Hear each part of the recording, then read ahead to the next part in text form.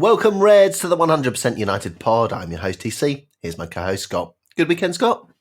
Yeah, not bad, thanks. How about yours? Yeah, good. A lot better when United are doing well, of course. Yeah. Apologies, everyone, for not putting out the pod last night. We had a few technical errors, so apologies for that. But on today's show, we do analyse United's 4-0 spanking of Norwich at the weekend. We look ahead to the FA Cup replay at Old Trafford v Wolves and dig into all the transfer rumours as well, with Bruno Fernandes hotting up. Scott, 4-0 against Norwich. That's more like it, isn't it? Yeah, and more goals from this front three that just can't stop scoring, it seems. Yeah, exactly. I mean, look, there's two sides to the coin, isn't there? There's the side of the coin that we're a bit light up front, but then Martial, Rashford and Greenwood have scored more goals than they ever have in a season individually. So you can point the finger at Ollie and say he's light up front, but you can also say that those boys are developing quicker than they would be if we were heavier up front, if you like. Yeah, and if we had more creativity and more supply into them to get them more goals, you know, it's amazing that they've got as many goals with the lack of creativity that we have. Well, hopefully there's more on the way, Scott. We'll be touching into that on later in the show. But I mean, I guess one of the big points in terms of creativity is Juan Mata started. Let's go through the lineup. David De Gea in goal. Sergio Romero didn't actually even make the bench, right? Yeah, I was surprised with that. Thought he might have picked up a niggle maybe, but we probably would have heard about that, right? Well, yeah, I think so. That's normally what happens, right? You know, Ollie would say he's got a niggle. Do you think there might have been a falling out there? Because we discussed that I was very surprised to see David De Gea start against City. That was a big vote of confidence for Dave. But Sergio Romero has been doing nothing wrong. And I did think, actually, it was the time to put Sergio in there. Yeah, and if anything, the reason he didn't play against City was that he was earmarked for a place against Norwich. So no, that's what I was thinking. Yeah, it's weird as well because they released pictures from training as well, and he was training fine, so it's strange. Yeah, there's something going on there, I think, personally. But look, we had Wan-Bissaka right, Lindelof and Maguire was back in centre of defence, Brandon Williams on the left, Fred and Matic in there in midfield, Pereira, Mata, and then Rashford and Martial. Look, Scott, I mean, we still toiled, didn't we? We still toiled for the first half, realistically. We did still struggle to break down what would be labelled as a low block. But Juan Mata was the key, wasn't he? He really was. He really was. Just shows what we're really missing in there on an every game basis. Yeah, well, I would say, look, the three managers before Ollie have all used Mata to unlock sometimes the more tough defences, but the defences of the weaker teams in the division. And I just maybe think Ollie's missed a trick a little bit. Look, you know, I'm not a massive fan of Mata being in the first 11, but playing off the right, playing number 10 against teams all coming off the bench when we're finding it hard to unlock a defence and finding it hard to find that little pass through the eye of a needle. Juan Mata does that exceptionally well. Yeah, he does. But I think the number one trait of his team that Ollie's trying to have is speed. Yeah. Right? And of course. Juan Mata, unfortunately, doesn't really fall into that category. I do agree he is a great impact sub, and he's being really underused. I think the older he gets, the slower he gets, unfortunately, and it's just not really playing into what Ollie wants in his day-to-day, game-to-game game plans, you know? Yeah, no, I do agree, Scott. But I also think, look, you're right. Ollie's obviously focusing on speed, pace in that team dynamism. But we've got two players there. We've got Nemanja Matic and we've got Juan Mata, who have been playing a little bit in the last few weeks. They haven't played at all this season. They've been just left out to pasture. And I think that's a misuse of the squad, personally. You've got those experienced players in there. You either get them out of the club or you don't. I know Juan Mata's a good influence in the changing room, but if you're not playing, how good can your influence be? So, yeah, I think, look, you need to use the whole squad, and Matic and Mata over Christmas have been very, very useful, haven't they? They have, and I think this might be one thing that maybe Ollie doesn't do very well, is that he doesn't really know how to use experienced older players. I mean, if you look at the way we treated Antonio Valencia last season, didn't have a game for the last few months, and No. He was perfectly fit, and it seemed like we were crying out for that. You know, when you think of Ashley Young's performances in the tail end of last season, I remember away at Barcelona, he was particularly poor, that he could have brought Antonio Valencia in and I remember thinking if that's a sign of things to come, then I was actually quite surprised that Mata signed his contract, given Ollie's previous with older players. Well, yeah, he has got previous, hasn't he? I mean, there's been Valencia that's gone out of the door. Chris Smalling's gone out the door, hasn't he? Mm-hmm. Romelu Lukaku. I mean, there's quite a number of players who Ollie is basically frozen out. And Herrera, lest we forget. Yeah, absolutely. These two have looked like they've had a little bit of Indian summer. And look, Mata did unlock the defence. It was his ball in, wasn't it, to Marcus Rashford on the 27th minute. Nice and brave from Marcus, great positioning. But it was just a gorgeous ball from Mata, wasn't it? It really was. It was reminiscent of Ryan Giggs. One of my favourite goals was when Eric scored away at Main Road that day. We won 3-2, and I think it was his second goal when Giggsy managed to sneak it in the back post, and Eric found it. Well, when Keno got the winner. Exactly. What a day that was. Yeah. Sunday night game, I remember it. Yeah. Absolutely brilliant. But yes, we did take the lead. It was a bit of a toil. Again, it was shots from range, wasn't it? Pereira from range. Looked like Brandon Williams was playing as a winger at times. He really was getting forward really, really well, wasn't he? And it looks like Luke Shaw has lost that battle. Well, yeah, I think he's doing what a wing-back is supposed to do, given how much possession we had as well and how much we were camped in their half. He had every right to go forward as much as possible. I think Luke Shaw doesn't really want to venture forward as much as he did before his injury. I think he's psychologically struggling from that. He has been for a few years. And we're actually seeing what a young, tenacious fullback likes to do at Man United. I get what you're saying, Scott, but come on, mate. When did he get injured? It's years ago, man. I know. And since then, he's never been really an attacking threat, has he? Yeah, no, I know. And I've said this before. If you're not an attacking fullback, I mean, Luke Shaw's an attacking fullback. There's no one in the world would tell me. But for what, the year and a bit before he got injured, he was quite the wing back. No, he was. No, I'm not saying he's not a good player. I'm just saying that he's obviously an attacking player, but he just doesn't attack anymore. And it's just mental. But yeah, Fred had a shot from range as well. Look, we said De Gea shouldn't have started, but that save from Cantwell was absolutely superb, wasn't it? It was that was heading right in the bottom corner. And it was the kind of save that normal keepers don't make. Yeah, another world-class save. It really was. Maybe vindicated his decision to be played. Yeah. I think De Gea's got a much higher ceiling than Sergio Romero does. So if we got a top form De Gea compared to a top form Romero, De Gea's the winner there. I'm well aware of that. But we should have taken him out the firing line before, but we didn't. And like I said, he kept a clean sheet.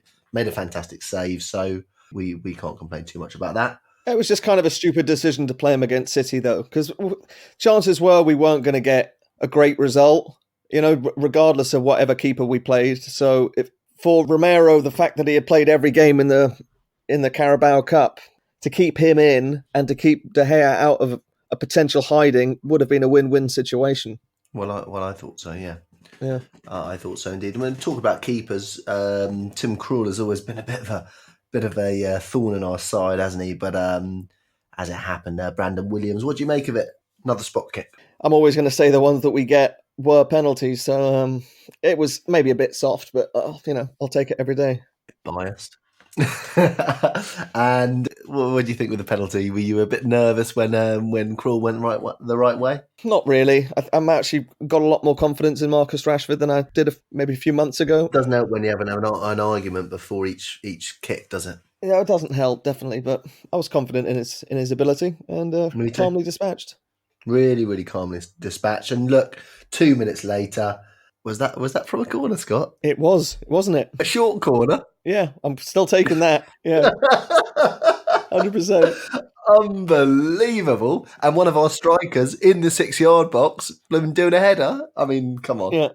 I just like that he was trying to rush the corner along, right? He's like, no, forget it. Just I'm in the middle. Don't need anyone else. Poor old Harry Maguire steaming in behind. Come on, this is my moment. Forget it. Martial's, I've been waiting for a corner for 4 months. Oh man, I've been waiting for a corner for 4 years, Scott. Dear me. Unbelievable. I really loved that. That was fantastic. Brandon Williams, how did you not score a couple of minutes later though? Come on, mate. Come on, don't have a go. What's going on? Don't have a go. Yeah. I'm not having a go. I just you know what I'll say about Brandon Williams is his reaction to his miss made me think he's a proper player. Yeah. He was like, yeah, that's a shame. Yeah. But he wasn't brokenhearted about it. I was like, yeah, you'll get one in the coming weeks, Brandon. And then, of course, Mason Greenwood picking up the scraps on the edge of the box. It's just what he does, isn't it? It's just what Mason Greenwood does. He is the top scorer of any teenager in Premier League history now for a season with 4. 9 for the season. Is he having a laugh or what? He is. And it's not just the amount of goals now, it's the quality of them. Another one, it's only one thing on his mind, isn't it? It's sort of almost reminiscent of Ole Solskjaer, how he just gets it and just wants to shoot it immediately. And not in a way that Rashford does, sort of recklessly almost at times, but he's just so controlled. And what a finish again. Yeah, I mean, I would say, look, when he's in the 6-yard box, he is like Ole. But when he's outside the box, he's not like Ole at all. He's like a hybrid. He's fantastic. And if it wasn't for him, I wonder what we would be thinking of this season. I really do. Yeah. Look, Scott, we won 4-0. We dominated possession. Get those stats out the window. 60-40 in our favour. 13 shots to 8 in our favour. 6 on target to 3 in our favour. 4 corners to 2 in our favour. And this is the one I really like. 18 fouls to 7 in our favour as well. So there you go. Dominated the game. The right attitude. The right physicality as well. Real positive performance, Scott. Yeah. Long may they continue. Yes. Absolutely. And so you have a man of the match for me, Scott? Well, it's tough to give just one. Well, it was tough when we're rubbish, and it's tough when we're good as well, isn't it? Well, you're one to talk. You didn't want to give one out the other week. Having a laugh. Yeah. You're supposed to be the positive one too. I'm actually going to go against the grain, probably. Well, I think Juan Mata was the key to everything, wasn't it? He was wonderful. So who's your man of the match? Yeah, he's my man of the match. Juan Mata's my man of the match too. So there you go. Oh, here we go. Well, it was. Spying up. Oh, it blooming was. Right, Scott. So listen, Bruno Fernandes, this transfer is it's picking up a lot of steam now, isn't it? Sporting seem desperate for the cash. BBC are reporting it as United are in talks. So last Friday, apparently, United met with the president and the sporting director, Hugo Viana, and met with Manchester United. And that's been reported by the BBC. Simon Stone, he's reported it as fact. He hasn't said it's a Portuguese source, Spanish source, whatever. That is a fact. So it does look, Scott, that we are in talks with Bruno Fernandes. What do you make of that? I mean, we denied that we were in for him last summer, at the end of the summer. What are your thoughts, Scott? I think that it might be a case of what we were saying last week, that they're shopping him around. And if anything, they're meeting with us. You know, they're flying over here. We're not flying over there for talks. So if anything, the interest is on their part. But you allude to something earlier that I think is a worry, that they need the money. And so now I think the evaluation they had from is 65 million and we're offering closer to 55, that now Ed Woodward's going to play his waiting game and wait for them to cave in because they need the money. And to me, it's crazy because you can't go one day saying we've recorded 630 million pounds of profits and then say that we're going to fight over 10 million pounds. But I do think the interest is concrete, but I do think it was more of a case of them coming over here to ship him out and meet with us instead of us meeting with them. You are right, Scott. That is a good point. In general, I mean, the meeting was in London by the looks of things. In general, if you want to buy something, you go to buy it, right? You arrive in Lisbon and you have a meeting and you sort things out there. But like you say, the Sporting Lisbon powers that be have come to us. However, I mean, like you say, I mean, we're on the 14th of January now. I mean, if we wanted a midfielder, why did we not sort it out in December?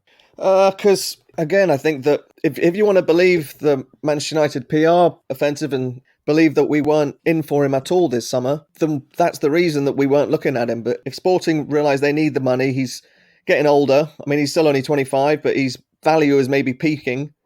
That they need to get rid of him to make as much money as they can.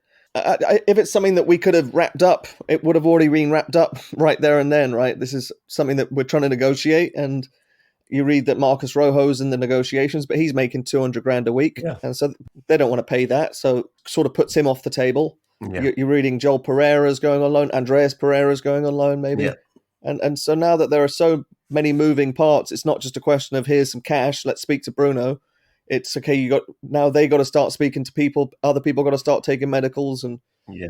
It's just a huge cluster, isn't it? Yeah, I would say just looking from the outside, I'd say we should probably change our transfer strategy. Oh, we should definitely change the person who's running the transfers. That's number one we should do. I mean, come on, man. It was just mental. If we had a director of football, though, these kind of things could be done way before. And isn't it funny, on the day that David Gill is receiving honours at Buckingham Palace, I think he became a CBE or an MBE. Mm-hmm. Ed Woodward's getting death threats from Stretford End. It's funny how those two paths went the opposite ways. Yeah, no, I know. I mean, what do you make of the songs? Of course, we had songs that are directed at Woodward, at the Glazers as well. I mean, we've had these for years, really. But they've always been sort of mythical, right? They've been mythical. We've been building a bonfire with Liverpool on the top. Yeah, well, I guess it's not mythical. I mean, but it's a minority.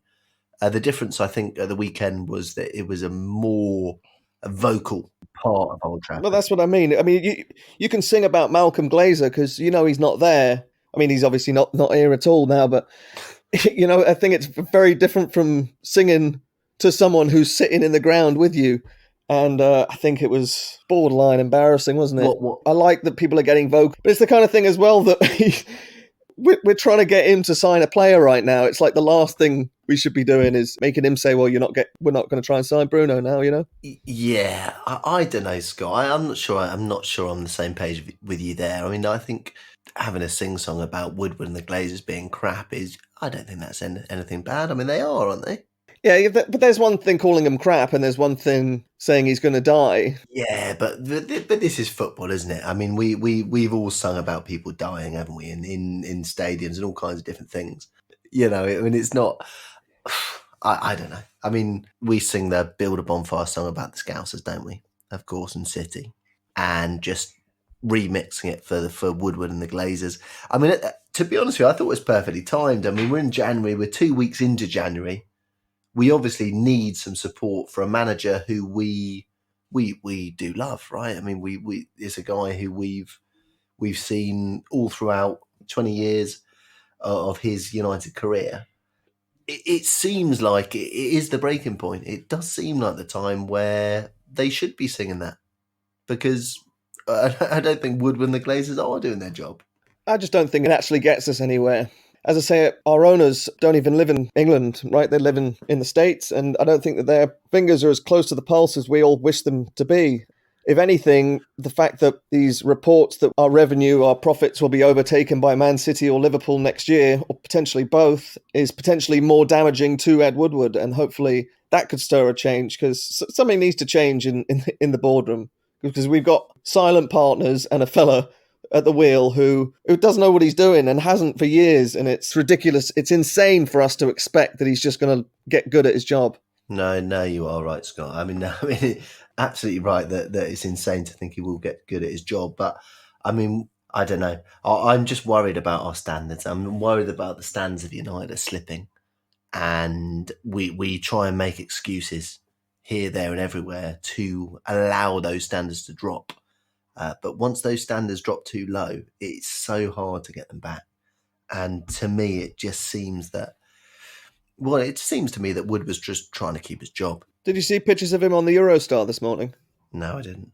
Yeah, he's on his way to Paris this morning. For what? I don't know. I didn't ask him. I just saw the picture. Yeah, no, all I say is that's fine, but there's 1 month in the January transfer window, right? And then in the summer transfer window, there's sort of 3, is there, right? Mm-hmm. Yeah, so if he gets 2 in January, then I'm expecting 6 in the summer. You can chuck this 3 or 4. I can only do 3 or 4. Come on, man! If you can do 2 in 1 month, you could do 6 in 3, right? Come on. But yeah, we will see. Look, there's still the rumours about Jack Grealish and James Maddison going around. To be honest with you, I think it's Bruno over those two, by the looks of things. Cheaper, easier, and a better career history, really.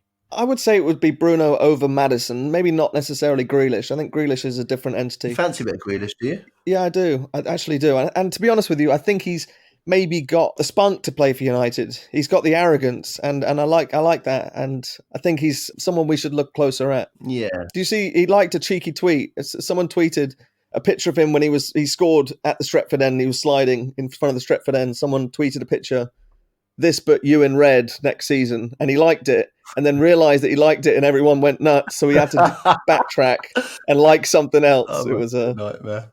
yeah. These days, Talking about the spunk to pay for United, just quickly. Obviously, we had the Marcus Rashford hit 200 games, didn't he? Yeah, for the club.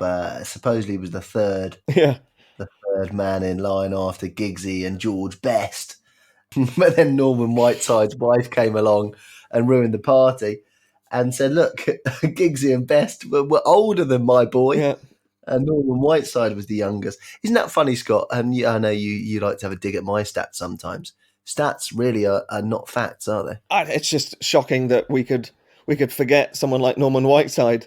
Well, no, but not just forget. Well, wait a sec. It's not like he was like the third man. No, he beat Giggsy and he beat George Best. But by a mile. He was the top man. He was the top man. Oh, by a 2 mile. He got 200 before he was 21. Yeah. Unbelievable. Shocking. It just goes to show you as well, the person who runs Man United PR is not older than 35 years old. Well, he is either way older than 35 years old, no chance, or younger. One or the other. But they've got no tech savvy, Scott. They're not tapping into the younger market. I don't know what they're doing. They're not getting their facts right with the older generation.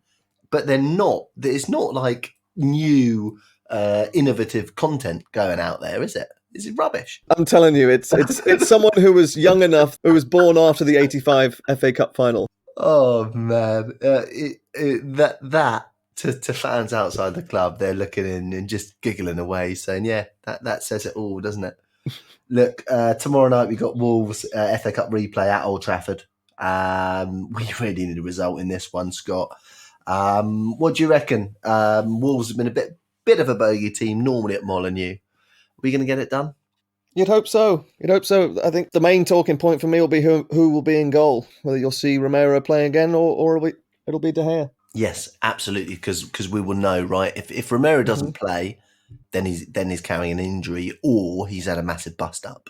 Yeah. If he does play, then we can reevaluate. Not even on the bench. No, he wasn't on the bench at the weekend. No. Yeah. No. Yeah. Other thing to take away from Ollie's press conference, he was asked if Ashley Young would play against Wolves. He said he would not be involved. Now, the question wasn't followed up, actually. It was awful journalism. He should have asked why. I'll ask you, Scott. Why is Ashley Young not going to be involved? I think he might be trying to engineer his way away. He's the club captain. Yeah. And if you're not committed, then you got no place. It's as simple as that. Yeah, but why is he not committed? Because he's been here since 2012, 11, something like that. 10. Yeah, 11. Yeah, we're talking 9 years. Mm-hmm. We're talking more managers than any other player in the squad has seen equal with Jones, Smalling, De Gea. Well, I think we might have just hit the nail on the head. The fact that he was here in the good days, he won the league, and then he's sort of seen firsthand it all falling apart. But that's the question, Scott. But that's the thing. That's my worry. Because at the moment, all I see is people with experience leaving the club. Yeah. They keep on leaving the club. The people who knew what it was like in the old days, they keep on leaving the club. And it worries me. It makes me think that inside the club, there is not the same feeling as there was. And Ollie's meant to be bringing that feeling back. Yeah, it's definitely worrying to see your most experienced and your captain to be jumping ship. But unfortunately, these days, as much as we want to slate them, the media, the newspapers, they do get quite a lot right. And there's been a lot of reports that he's been trying to negotiate a move to Italy, whether it was Inter Milan or Roma. And just think it's one of those that if you don't want to commit to the team, then you can't play. You're right, Scott. I mean, I do agree with not keeping people who are not interested. But all I see is that the players who are leaving, they look happier when they leave. And the players who are here are edging for a move. To me, it doesn't seem right. It really doesn't. I just don't see how a guy like Ashley Young, who's our captain for the season, can be edging for a move on the 14th of January when we're short. Well, I'm sure he's probably spoken to Chris Smalling, and Chris Smalling tells him what a weight off his shoulders it is. And if he has the chance, he should probably do it. Yeah, Unfortunately. I know. Did you hear after Real won the Super Cup, Perez, their president, was asked, "Are you going to try and get Paul Pogba?" And he responded, "Who's Paul Pogba?" I don't know. I don't know myself, but We haven't seen him for months, so I no. does he even exist? I don't know. I think he's managing his brother's team at the moment, isn't Oh yeah. And what about? Talking about Spain, Barcelona have got shot of their manager Valverde, and they are sitting top of La Liga. he? Yeah, what do you think of that? Now it's funny that Ollie's talking about City as a team we aspire to be, but I would question that's something that we should be aspiring to be. Or Barcelona? Yeah, just being ruthless. They don't like what they're seeing, and they haven't for a couple of years. And let's be honest, Lionel Messi is their Fergie, right? Once Lionel Messi leaves Barcelona, they're in all sorts of trouble. Yeah, you're right, Scott. Because don't forget, Barcelona won they won a European Cup in 92, 93 Yeah, at Wembley, and that was their first one. yeah. And their second one was 20 something years later. Historically, they're not a successful side, but yeah, you're right. They have been, but at the same time, look, if a manager's not doing it, they get rid of it. And I will say, Scott, I don't care what anyone says, but all the top teams in the world, all the most successful teams in the world, all of them, if the manager's not performing, they get rid of the manager. Doesn't matter who it is. They all do it. And we can all say that the formula is to wait 5 years or wait 3 years and wait 6 transfer windows. You can say everything you want. But the truth is that the facts are out there. You can see these teams doing it. And no one is taking a novice manager and betting the house on him. Yeah, and if you want to believe reports, they did approach Pochettino, and he said that he's already got an agreement to take over somewhere in the summer. Would you like Pochettino? I don't know. I'm not sold on him. Look, I always say if you want to get someone out, you have to say who you want in. And I will say that is a tricky one. It is a tricky one in terms of who would we get in. Pochettino, I think it would be a level up, but I don't think it's the level we need. But maybe I'm deluded. Maybe we need someone to bridge the gap. We need someone to take us from here to almost there, and then someone to take us there. Yeah, I think we need someone with just a bit more tactical nous, probably. And when we hired Ollie, it was just to help carry us over. And I think that 18 months is a great carryover period. And if we don't tank it this season and we actually can finish respectably, I'm saying in the top 6, then I think if he walks away in the summer, his legacy at United will be intact. But it's not going to happen, Scott, is it? It's either he's going to do something that's mildly acceptable and we're going to keep him, or he's going to tank it and we're going to get rid of him. That's the thing. And we'll see. And this is the problem. We beat Norwich 4-0. Norwich are bottom of the league, and now everything's fine again. And we are flip-flopping. We're turning into Arsenal, mate. That's what we're doing. I'm telling you right now, we're turning into Arsenal, and no one can see it. Even worse than Arsenal, actually. At least Arsenal went for top 4. We're going for top 6 now. You just said it. I'm just saying that is something that's not tanking. I think if he was to come 7th, 8th, 9th, he will be sacked. But I honestly think that he'll be replaced in the summer, unless we come 3rd and we win the Europa League. I will sign off right now on if we don't make a title challenge, we should reevaluate every season. Yeah. I'm up for that. I'm up for being on the level of Bayern Munich, Juventus, Real Madrid, Barcelona, like we used to be only a few years ago. It's too late now. Well, no, it's not. But I'm up for that. I'm up for saying, look, if we're not in a title challenge, we reevaluate. That's the standard. Not this 4th, not this 6th, not this blooming progress, not this. It's rubbish, mate. It's really rubbish. And we're slipping and slipping and slipping. And like you said earlier, City and Liverpool are going to overtake us in terms of finances. I read an article today, actually, that was saying that people criticising Woodward, blah, blah, blah. He's kept the finances fantastic. But he hasn't, because the truth is the finances are crap too. We used to be, by far and away, the biggest earners, the richest club, by far. And now it's tit for tat, because all we're doing is just cruising along like we used to cruise along. and everyone else is making moves to try and catch us. But we went for 25 years without coming outside of the top three. Yeah. And now we haven't come in the top three for once in 8 years, 7 years. Mm-hmm. So prize money's massive. Yeah. Champions League revenue is massive. Yeah. And the fact that we've qualified for the Champions League twice in 7 years alludes to the fact that we don't get hundreds of millions of pounds. And I agree, Scott. And this is what I've been saying again and again and again. And I wish Wood would have bloody listened. Success breeds money. He's not listening. He's not listening to us. Oh, I know, but the reason why the Glazers bought United is because they thought they would make money. Why would they make money? Because they were the best team in the country. That's why.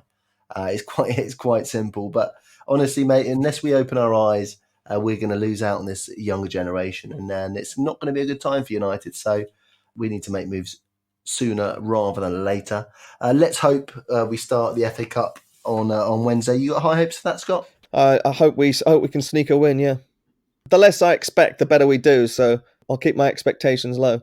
I'll say we sneak a 1-0. It's funny, isn't it? After we dropped the ball there was all these rumours about Raul Jimenez coming to United, wasn't there? Mm-hmm. And then after a week, they all stopped again, didn't they? It's agents touting the media. Well, I hope it is, Scott, because it definitely would benefit United to drop this nonsense, wouldn't it? After we don't progress, then suddenly we're signing Raul, and then it all goes quiet, and then we have some awful performances, and then suddenly we're signing Bruno Fernandes. I hope we do sign someone before the end of the transfer window, because I've heard this all before. In fact, actually, I'll tell you this right now. When the Bruno Fernandes rumours started coming out, I popped in Bruno Fernandes Manchester United transfer into Google, and what came up was Bruno Fernandes is meeting Manchester United after the UEFA Nations League. What? It was an article from last summer. Yeah. The top article was saying that Bruno Fernandes is going to meet Manchester United after the Nations League. Yeah. But we weren't, were we? We weren't interested in him, No. apparently. So it's like I say, I hope we do bloody sign him, because that will really, really, you hear the songs after that, I tell you. Yeah, I worry that we're going to delay the announcement, and if we get spanked at Liverpool on Sunday, then if we announce it on Monday at least, then it's good news to cover up an absolute hiding. Yeah, but it's getting it a little bit obvious now, isn't it, Scott? Thanks for tuning in, everyone. Hope you enjoyed it. Don't forget to subscribe, review, and drop us 5 stars if you enjoy the pod. We'll see you on Friday. Thanks for joining me again, Scott. Thank you. Cheerio, Reds. Ta-ra.